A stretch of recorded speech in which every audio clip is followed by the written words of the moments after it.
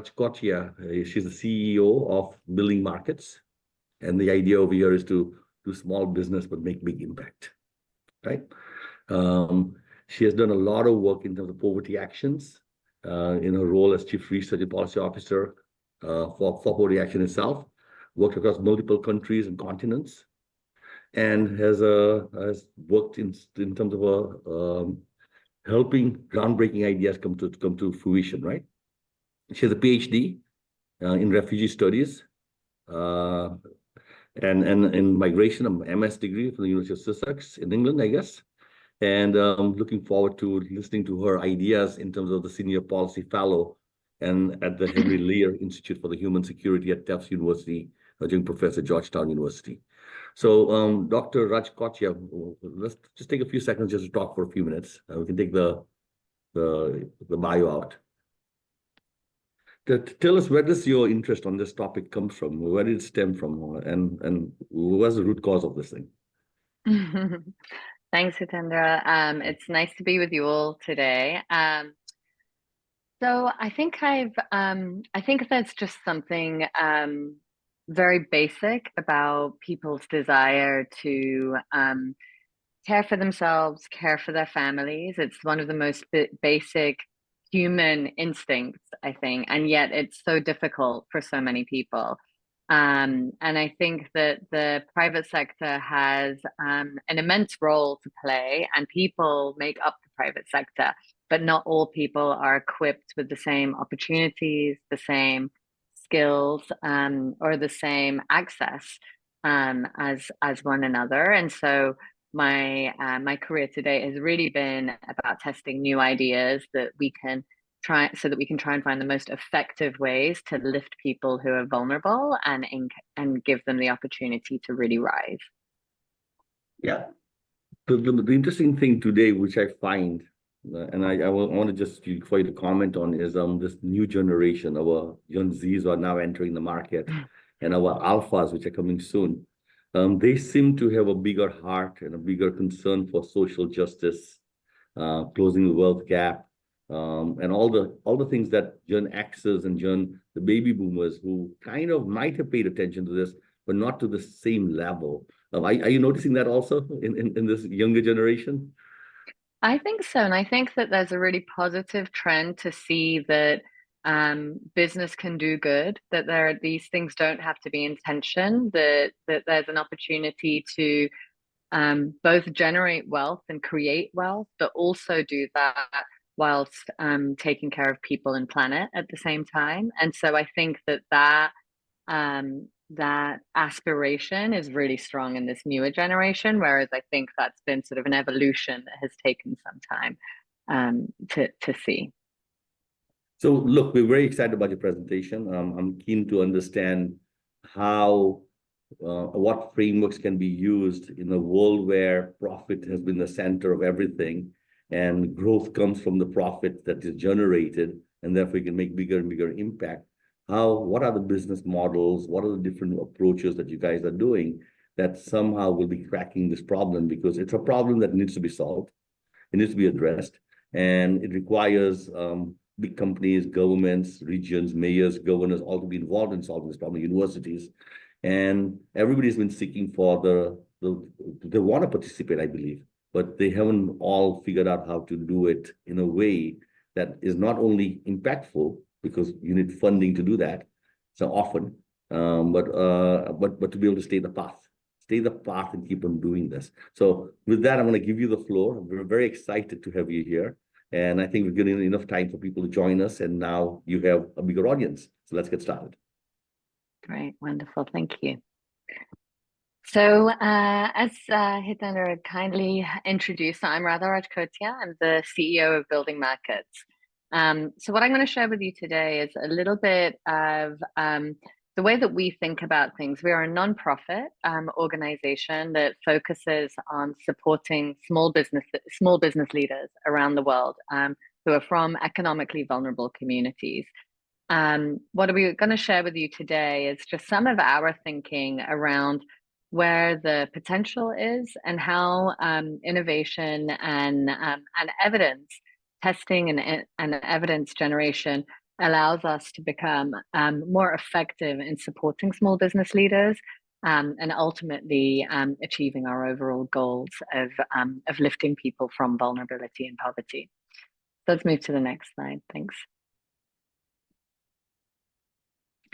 So, I don't need to spend too much time here, but just in terms of setting the context in which we're working, there are a number of global trends that we're all grappling with and facing in our areas of work, whether you're in government, the private sector, public office, or public services. And here, whether it's climate change, crisis, whether it's political polarization, migration, the availability of new and emerging technologies, these are all things that are shaping our world and shaping opportunities for individuals in good and bad ways. And so the challenge for us is thinking about how we can utilize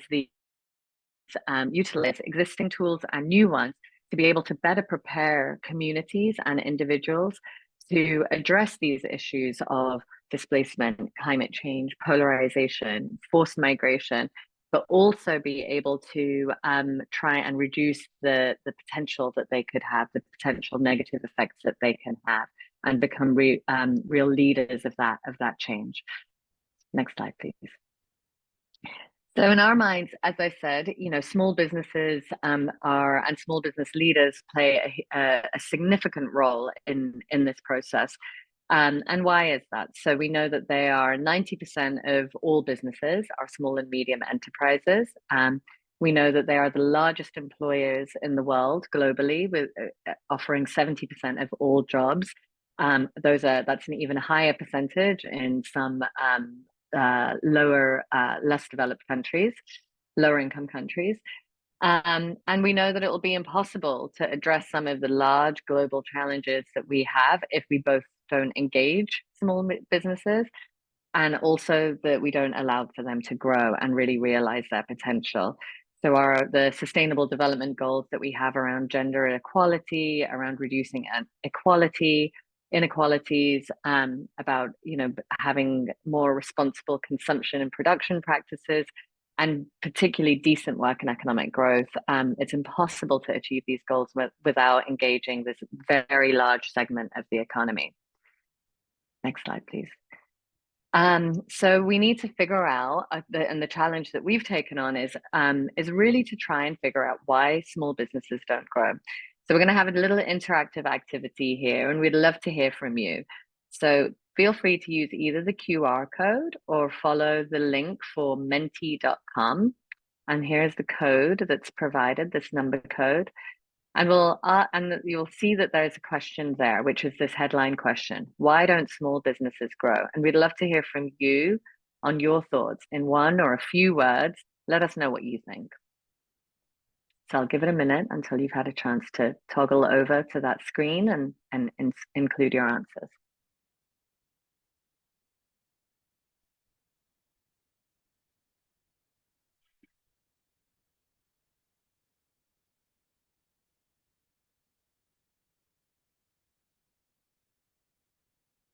Maybe people are taking a little longer to toggle over.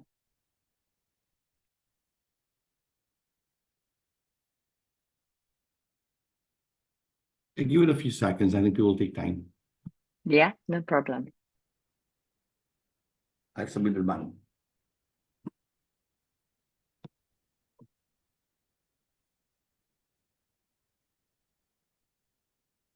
Great. And you can follow the chat. Thank you, Elena.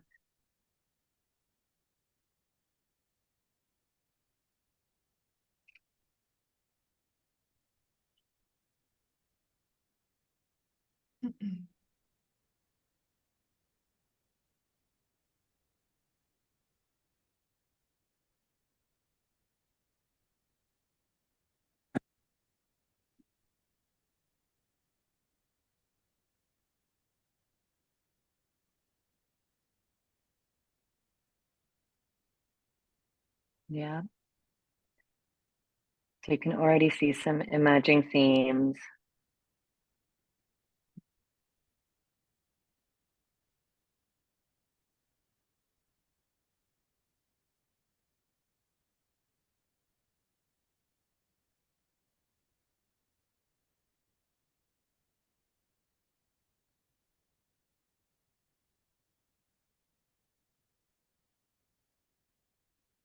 That last one sums up many of the issues. Lack of everything: knowledge, network, capital, access to resources. Great. These are great responses. So we'll keep these coming through. So we still see, so if we're looking across them, we've got some of these knowledge gaps around planning, management, marketing capabilities. So a number of things related to just the capabilities, lack of knowledge of what the customers need or want, no new ideas or out of the box thinking, good. So just lack of innovation in cases, lack of a lot around access to capital, limited access to capital, marketing, competition, operational challenges, technology, yeah, social media, marketing. So a lot of marketing challenges. You just scroll up again. Enabling environment issues, political issues, or low government support. Yeah, great. Great. These are great. Thank you. A disconnect with broader economy, access, and low resources. Great. Thank you. So let's go back to the slides here. Thank you. I think these all sound familiar and absolutely right. So given these challenges, one of the more surprising things as a nonprofit that focuses on international development and support to small businesses across a number of locations, whether it's places that are in more less developed countries or middle income countries with vulnerable populations, yeah, we see that only 3% of overseas development support is spent on SMEs. So that means that only 3% of the total sum of international aid that goes towards these countries and supporting countries through governments and around that is spent on small businesses, which is a very small fraction. And when you consider the size of that population segment and section of the economy. And within that allocation, most of the government policies that are available and implemented really focus on management, the human capital issues that were brainstormed just now, and also access to finance. So over 50% of that financing, that 3%, goes towards credit and loan facilities, largely through commercial banks. And 17% goes to knowledge and technical skills building for business development support services. The one gap that we see, and this is the sort of unique position and area of focus that Building Markets has, is on access to markets. So a few people did mention in the brainstorm the challenges in accessing new markets and being competitive. Sorry, just stay back on the last slide for a second. Is that it's not tracked or prioritized. Access to markets and new markets is not tracked or prioritized. And this is a huge missed opportunity. When we think about the trade, the volume of trade, $32 trillion in global goods and services is spent per year. And that's what, and then you think about how much of that is available and the SME role within that, it's a tiny fraction. So this is a massive missed opportunity to enable those small firms to grow. Let's move to the next slide. So here, and this is, as we were saying, this is kind of what this framework, this is a very typical policy framework for government policy framework. So, you know, our standard areas of markets, finance, capacity, and technology. And what we're saying, and when we're thinking about that markets element, that is the most under-resourced area of in government policy. So let's move down. So this is the challenge that we focus on, and that's what we've been doing in the 20 years that we've been operating. We find and verify small businesses in a number of different markets. So over our 20 years, we've worked with about 27,000 small businesses. We provide them some training and resources that they need in order to be able to access new markets. So that can be around knowledge on how to export and become international players. It can be marketing support, as many of you mentioned, that is so necessary. And it can be issues around how to engage in formal procurement and supply chain bidding opportunities as well. And then we work with both the small businesses and also buyers, corporate buyers, as well as government municipal buyers, in order to be able to access those, facilitate those matches between them. Currently, we've worked in a number of countries over our lifetime, but currently we're working in Colombia, in Iraq, Turkey, and Myanmar. And in the time that we've been supporting small businesses, we've created over $1.5 billion in contract revenue for small businesses that we support, which has generated also more than 75,000 new jobs. So the question is, how have we done that? And this is where we need to get into the innovation thinking of how do we do that, and how do we take that kind of an approach to scale. Let's move to the next slide. Oh, actually, before we do that, I'm going to show you a quick video on how we do that, and then we'll get into the innovation and scaling slide. Thank you. Oh, the sound's not on now, Elizabeth, sorry. 2/3 of the world's jobs are created by small business leaders. But their backgrounds often mean that they're disconnected from wider markets. It's time to invest in small businesses that give more people the opportunity to rise. Working across private, public, and social sectors, building markets powers a thriving global marketplace that builds connections between buyers and suppliers where economic mobility is needed most. We offer an online marketplace for buyers and suppliers to connect and create opportunities.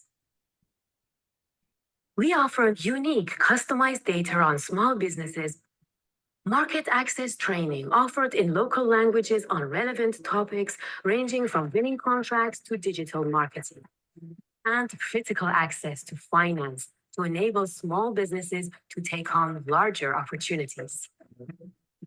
We know this works.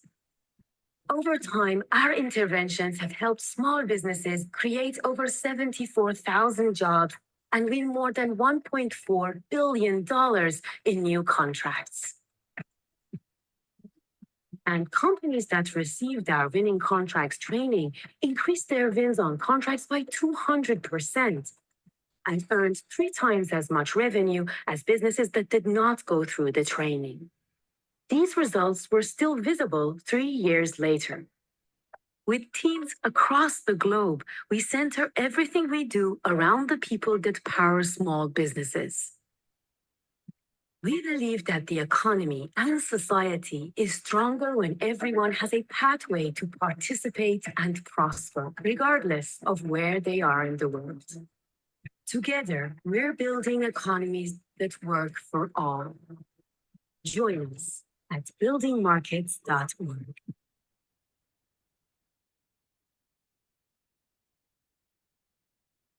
Thanks.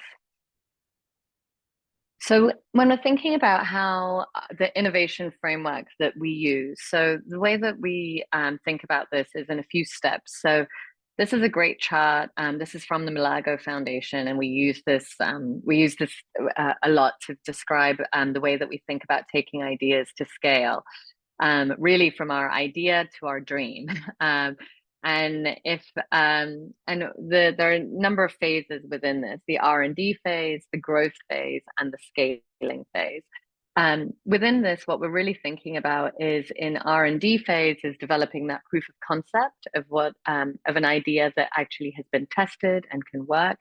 In our growth phase, it's really about replication, and then scaling. It's really about thinking about who are those doers at scale. As a small nonprofit, we are not going to be able to achieve the big scale that's necessary, but there are other doers, as we would call them, people who can do what is necessary at a larger scale, whether that's government or the private or large corporations, large NGOs or multiple NGOs, non-government organizations, who might be able to take these ideas and take them to scale.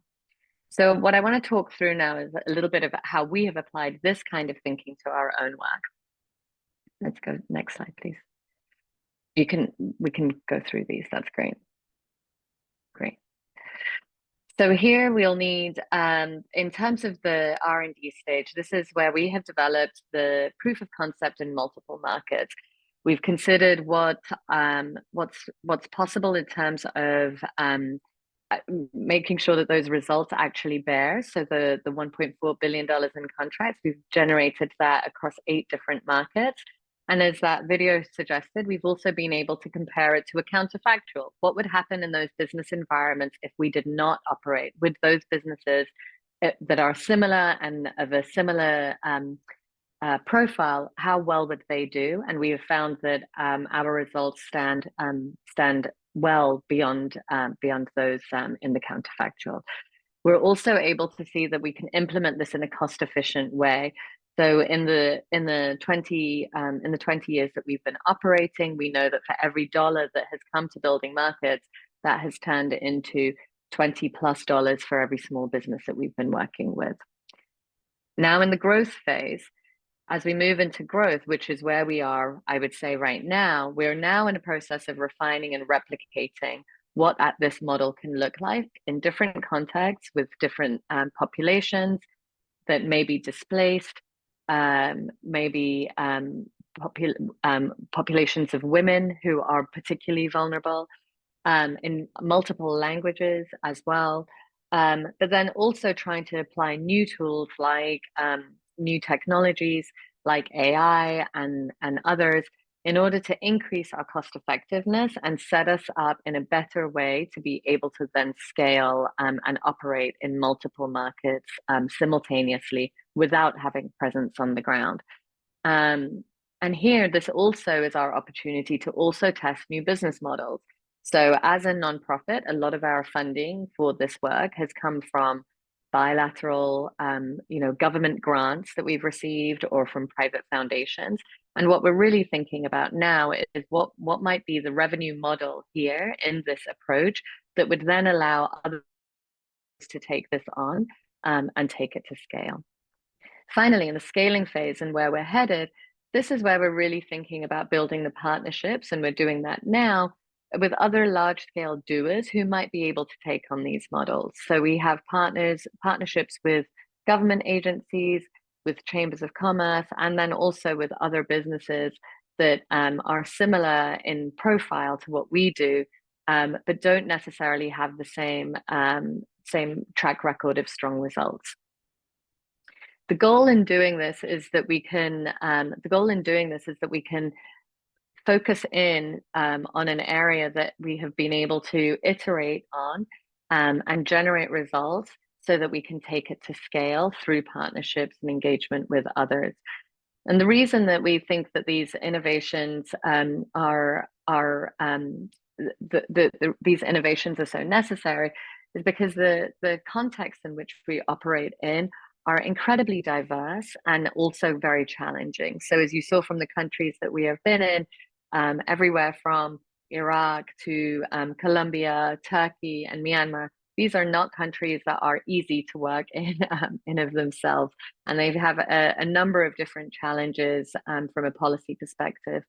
And the area of market access is one that has been both under-resourced, as you've seen from a financing perspective, but also there's a lack of evidence of what really works there. So there is an availability bias in data and evidence that's available that informs government decision making. And so that's why we have such a strong focus on data and evidence generation across that path to scale, so that we can better encourage policy reform that will also enable greater focus on market access. And this, in total, what this means is that this has been a missed opportunity to support firms in new and more effective and cost-effective ways. Let's go to the next slide.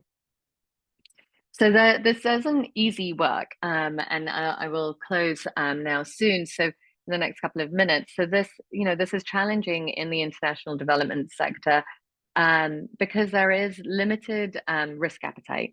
When we're using either taxpayer funds, whether it's from the US government, the British government, the Canadian government, to be able to use to test these kinds of ideas, there's low tolerance for failure.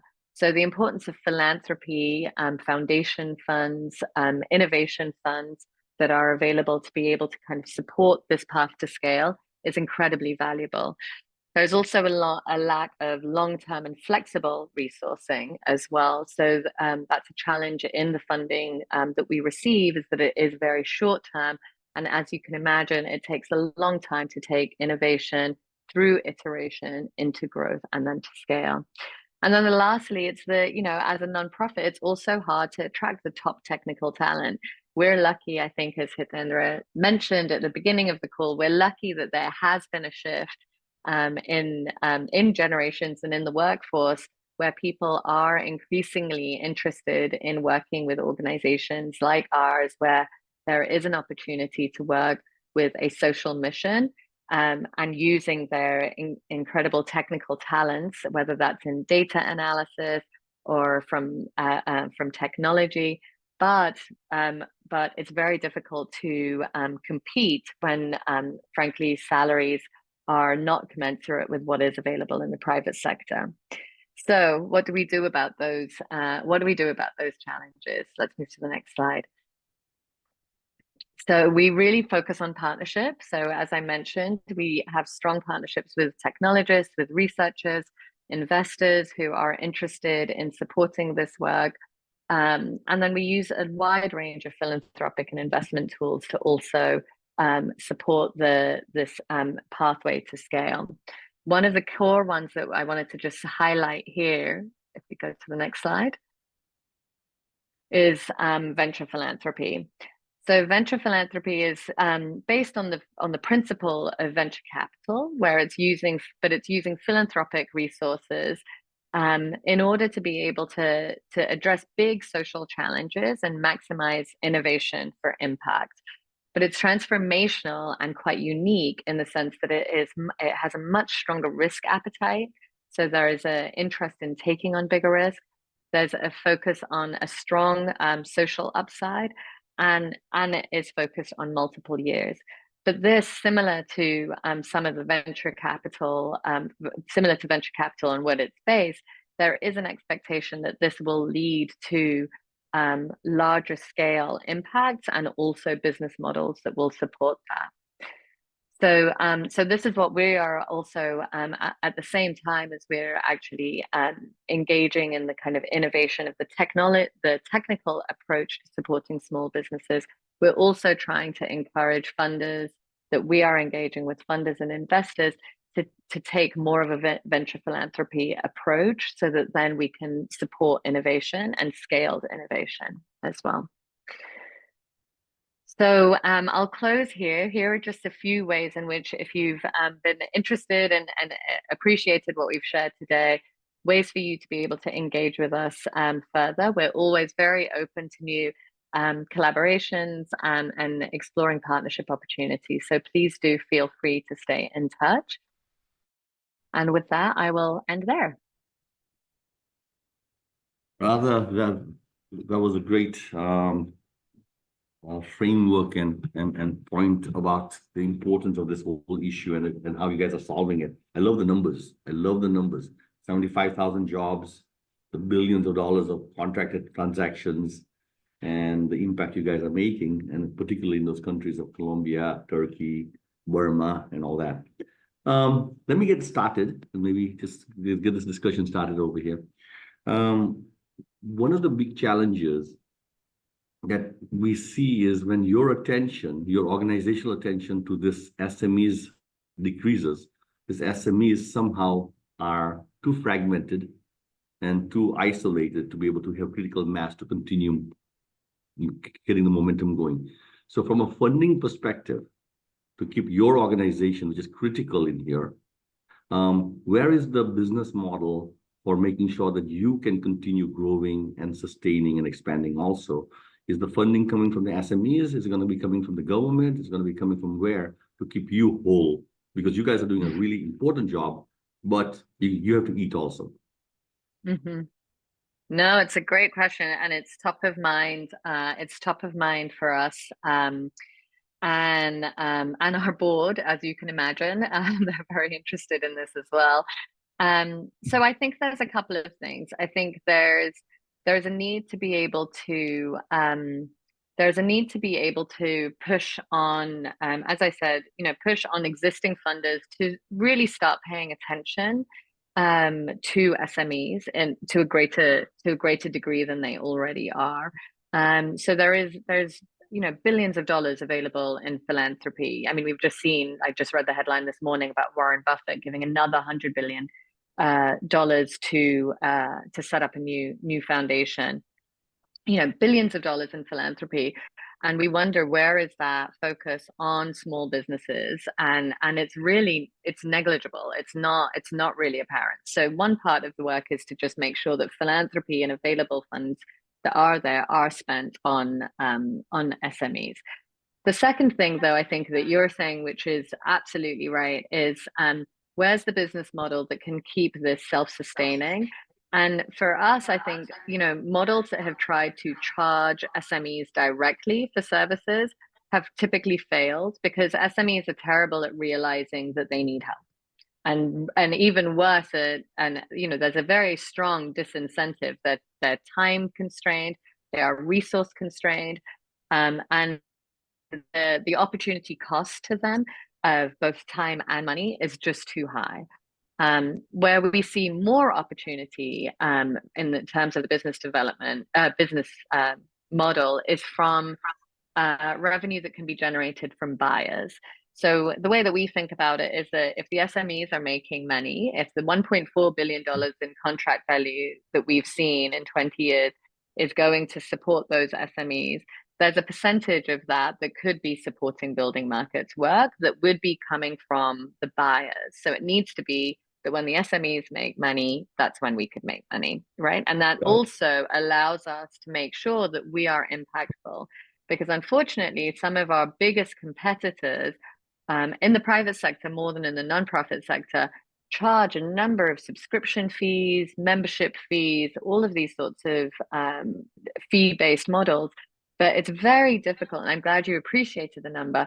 We are very impact focused, and I find it enormously frustrating that when we look at our competitors' numbers, you don't get to see what impact is being generated. You only get to see the numbers of businesses that are paying subscriptions.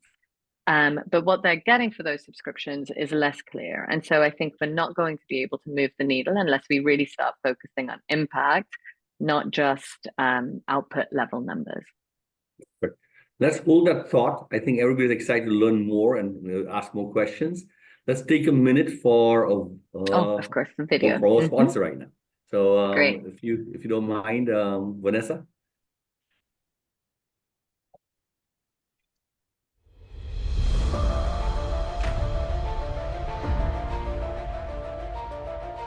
المجلس العالمي للمؤسسات المبتكرة مجلس فريد من نوعه، يمثل مؤسسات عالمية من مختلف قارات العالم.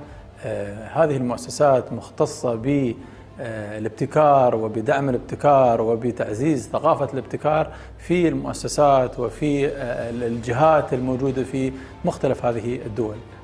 المجلس بيكون له دور كبير في دعم تبادل ونقل المعرفة ونقل الابتكارات الموجودة في مختلف قارات العالم ومختلف المؤسسات الموجودة على مستوى العالم، ودعمها وتأثيرها ونقلها للمؤسسات الموجودة سواء في دبي وفي دولة الإمارات أو على مستوى الدول المشاركة في هذا المجلس.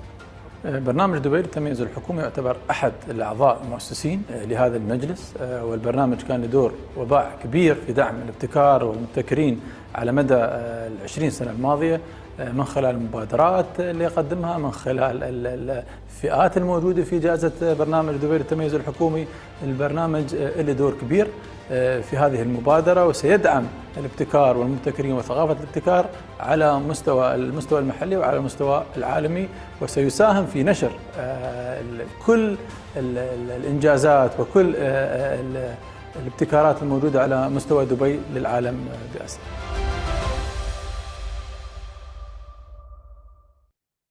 Thank you. Let's get back to the questions. Rather, the objective of GCIO is to look for frameworks to figure new ways to do innovation. And without a doubt, SMEs are the backbone of every country. And you gave the numbers.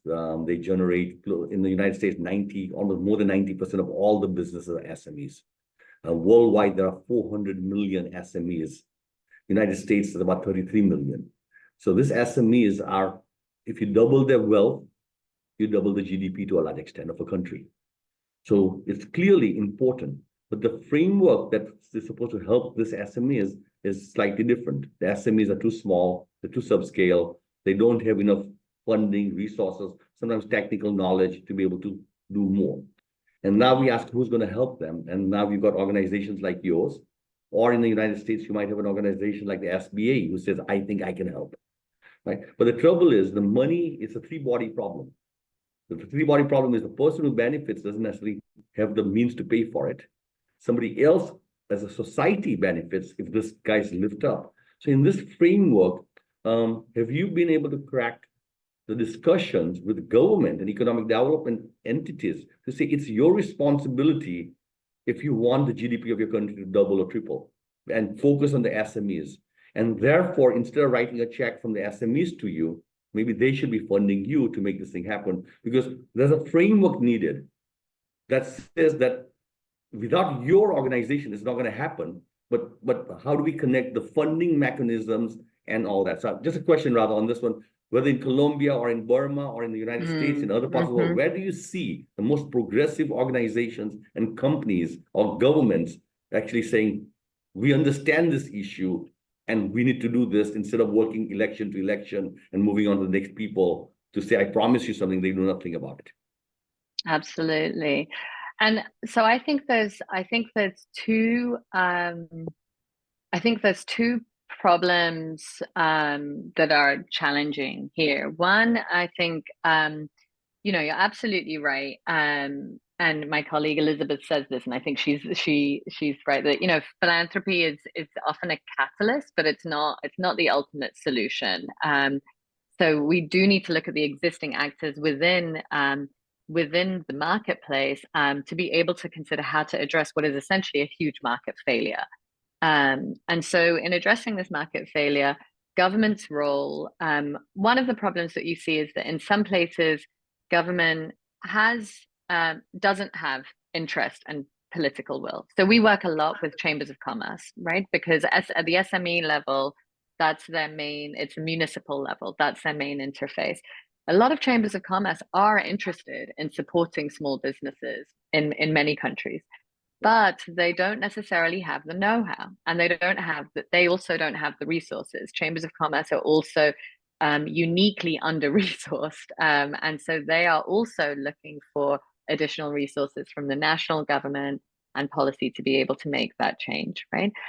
So that's one issue, is that even when they are interested, they aren't necessarily resourced to do this.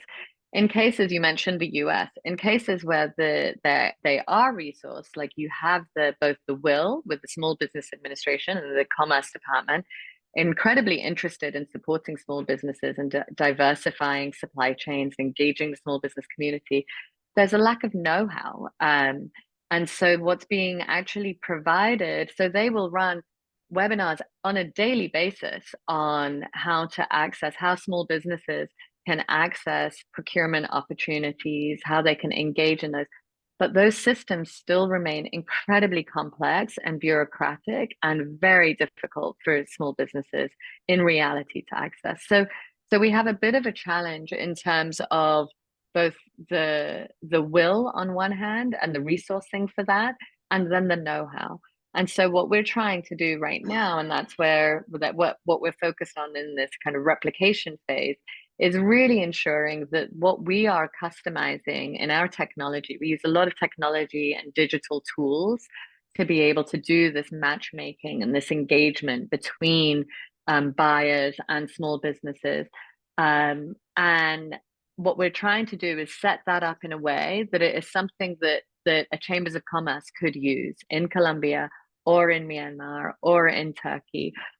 We want it to be able to be used so that it could be based on, so that it can be both affordable for a entity to take on and implement in their specific geography, but it also is proven, and actually we have the results to show that it works. So I think those are the two elements that we're really focused on. Radha, let's keep on going back and forth on some of these issues. One of the issues that I've noticed as you work with chambers of commerces or even with governments is their attention has been distracted to startups. And so there's a budget out there saying, help us create an innovation economy. So let's do startups, versus them ignoring the flowers that have already busted out, the SMEs. Absolutely. Where you have an entrepreneur there who knows how to buy and sell. You have an entrepreneur who knows how to hire and fire, who knows a little bit of marketing or finance or something else. And that person's almost ready to be groomed to be accelerated. While the startups are a bunch of people who have got a good idea, but they still don't have all the skills to build a business. And so attention is shifted to entrepreneurship to a large extent, thinking that that's going to be the unicorn in their region, when they may already have some unicorns, or not unicorns, but 2x growth versus 100x growth that they're looking for on the startups. Are you finding this discussion? What are you doing to say, guys, you already have some really good diamonds in the rough? Why don't you work on those versus the startups where there's a luck and a probability that 1 out of 1,000 might make it? Well, you got 1,000 over here that already made it, and you could probably make them all 2x. Your turn. No, I think that's a really that's a spot on observation. I think that we love entrepreneurship. We're very happy to see new business ideas and new creative solutions, and that's part of the challenge here. Is that these small business leaders, entrepreneurs, they're incredibly creative problem solvers. And this doesn't mean to say, we know that most businesses don't survive, but entrepreneurship is incredibly important. The entrepreneurship ecosystem has been very well developed. We would like to see similar attention. Some people call it the valley of death, others call it the missing middle, to that space where small businesses have the right kinds of support to be able to grow. And I give you a perfect example of where we see this in the most frustrating way, is that we work with, so we have thousands of businesses in our network. And one of the ways in which investors often want to work with us is to say, help us find impact investing opportunities, help us find small businesses that are ready for investment. And these are impact investment opportunities. So that means, there is an expectation that there is a social impact, but there is also a market rate return, right, on that investment. Now, we've done this, and we're always happy to do this. We're always happy to connect our small businesses in our network with potential investment opportunities. The challenge is, from our network, we can often find 2, maybe 3% of firms that are investment ready. Whereas if you also look at our network of businesses, probably 80 to 85% of them are in desperate need of working capital. Now, working capital is something that that no investors are interested in supporting, but that's an incredibly important kind of financing to enable these small businesses to grow. And from our perspective, because we're focused on access to markets, we have a very strong line of sight into what a small business. So if it's Hitendra's small business, producing, whatever it may be, furniture, we're able to see what kind of deal flow do you have in pipeline. Are you actually meeting the requirements of the market? Are you likely to succeed? So we can actually see where your working capital would really be, where working capital from an investment perspective would make the most difference. And that's where I was talking about the venture philanthropy, or just new kinds of investment tools that are better enablers for small businesses where they're at. Perfect. Radha, I just wanted to give a side comment on Colombia. We've worked with about 800 SMEs, from Bogota to Cucuta to Pasto to Bucaramanga, and you can name all the and we work with the chambers of commerce to help them grow organically inside Colombia. And what you're offering is a complementary stuff, which basically says, why don't you go out and export, find a market to do that? And I think this is fantastic, and we should kind of exchange databases and help each other add to your list what you Wonderful. have with all Yeah. the SMEs that we have. So I want to just put that as a side note. And I want to just kind of, for those listening, Colombia has certainly done a good job of trying to do something around this compared to many other nations. So it is a Absolutely. benchmark for sure. Absolutely. I want to jump to the philanthropy side of it. We were part of this thing called the Health Prize. We helped design the Health Prize competition worldwide. And in this competition, we tried to give $1 million for businesses to make social impact. We tried to raise more money from philanthropy. But philanthropy is very episodic on one side.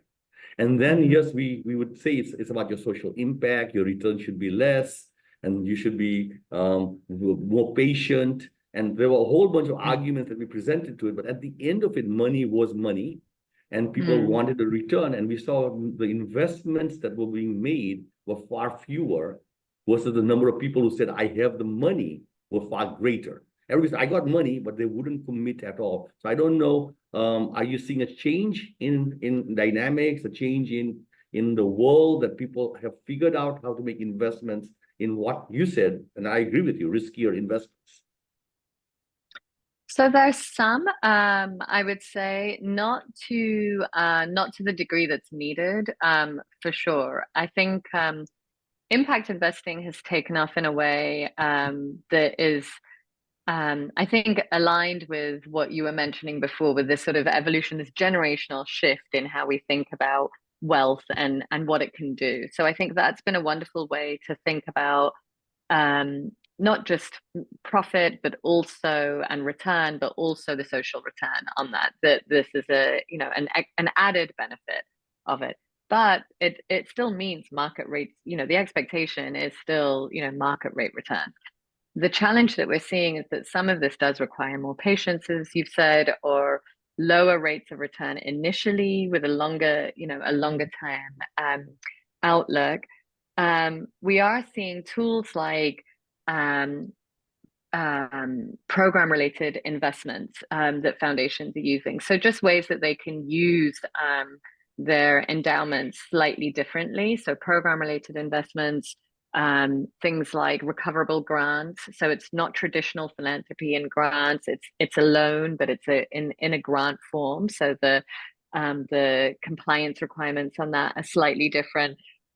These sorts of tools offer some more flexibility and are slightly more aligned with what we need to fill these really challenging gaps. But I think there's still some additional sort of educating and also advocating that we need to do in order to be able to convince people that you can have a diverse portfolio of investments, and some that are going to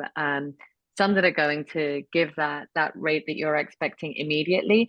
But one of the things that, for instance, when I was several years ago, 8+ years ago, I worked when George Soros had made after the Syria refugee crisis, and he made a big commitment to funding $500 million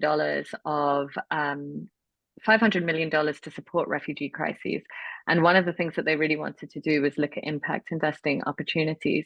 We helped source pipeline for them in Jordan to look for where our refugee owned businesses that could create good investment opportunities. But again, the challenge is that they were a handful. It's a handful of firms.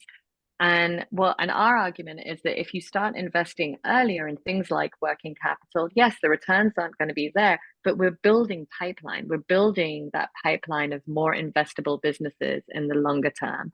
So, so I think if there is, it takes a slightly longer term perspective, but it's going to take some time for philanthropists to join that. So just want to make sure for the audience, what scaling markets does is it helps businesses find markets and connects them to markets, and therefore their revenue grows from the market connections and transactions that comes off that.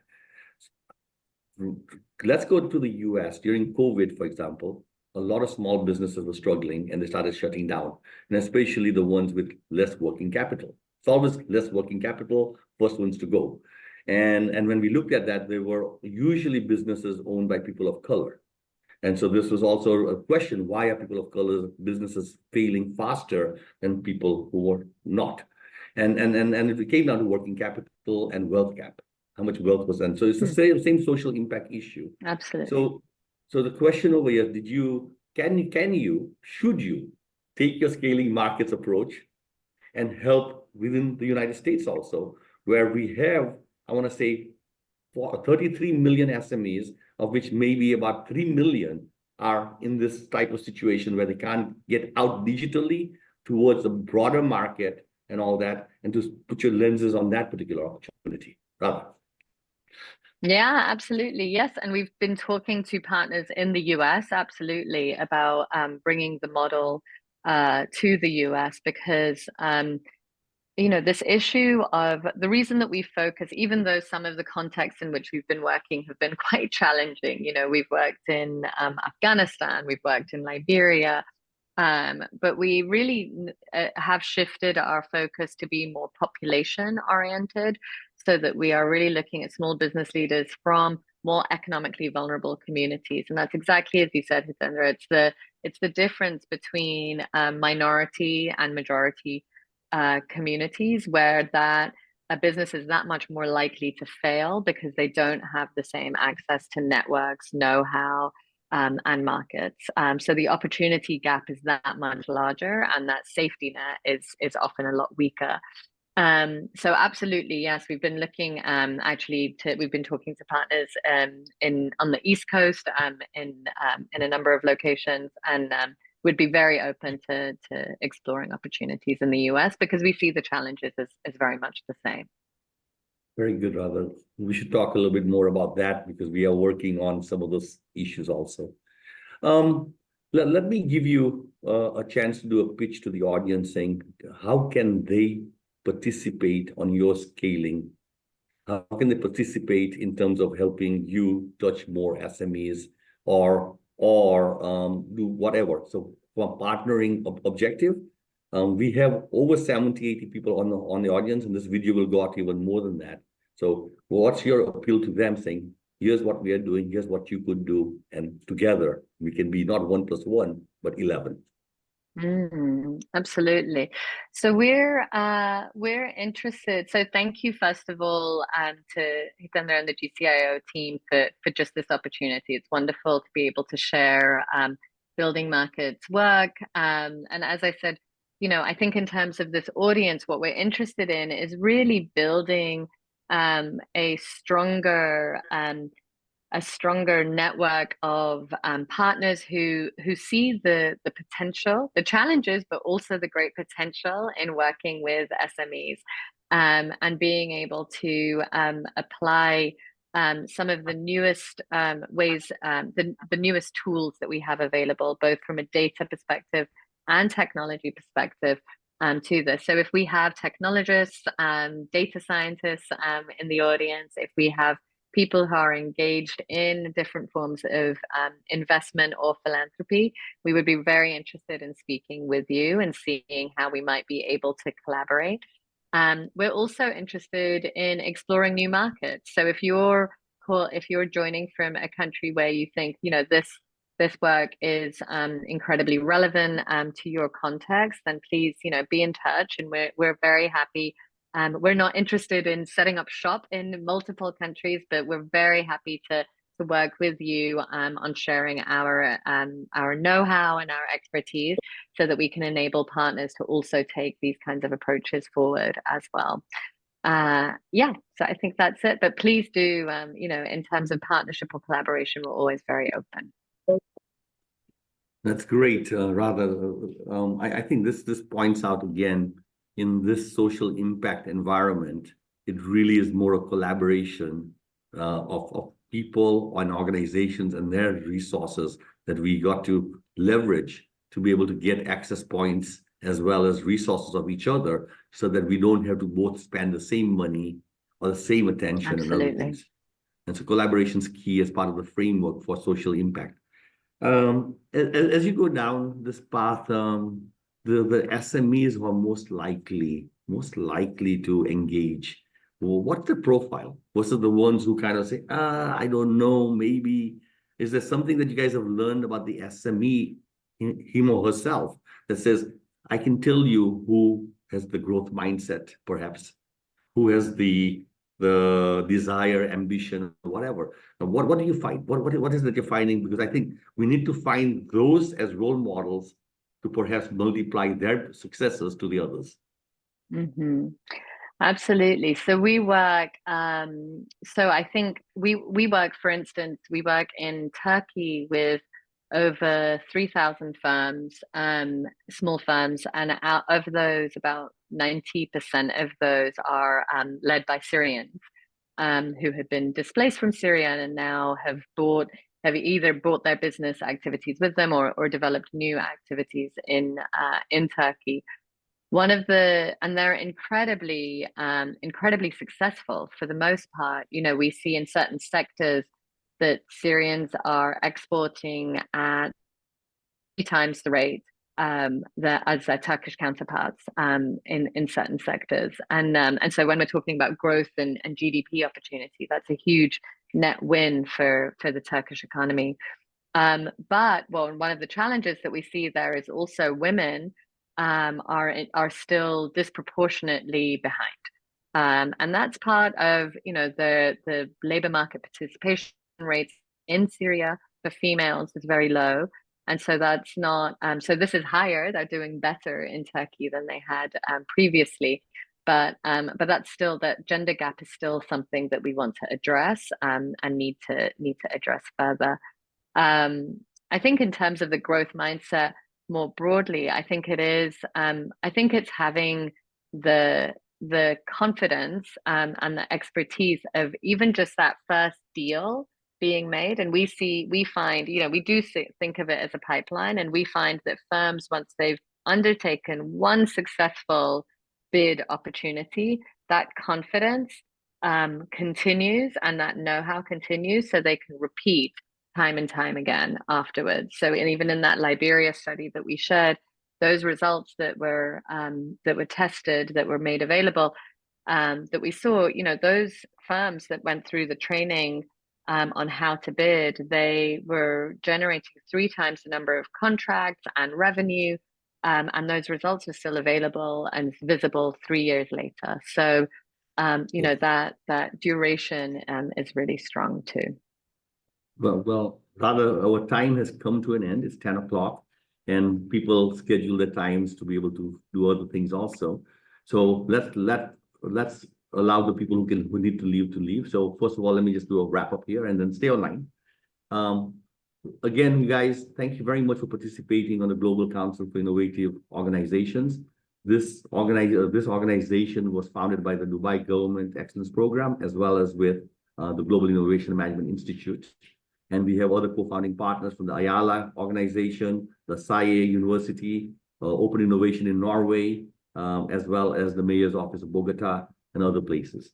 And we are looking for new members and partners to join us to continue spreading the message and sharing the best frameworks of innovation. Today, we had a great speaker, Dr. Radha Rajkotia, and she told us about scaling markets and focusing on SMEs and how important this is for the GDP growth, economic well-being of societies in general. Really enjoyed our presentation, Radha. Thank you very much for being with us. And thank you, everybody, for being here. We'll come again 1 month from now. Thanks, everybody.